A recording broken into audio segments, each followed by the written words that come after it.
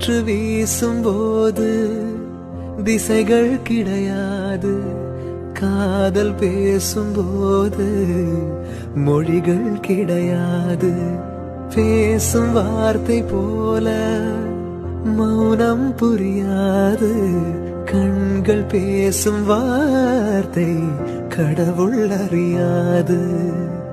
உலவி திரியும் காற்றுக்கு உருவம் தீட்ட முடியாது, காதல் பேசும் மொழியெல்லாம் சப்த கூட்டில் அடங்காது. இயற்கையின் மொழிகள் புரிந்துவிடு, மனிதரில் மொழிகள் தேவையில்லை.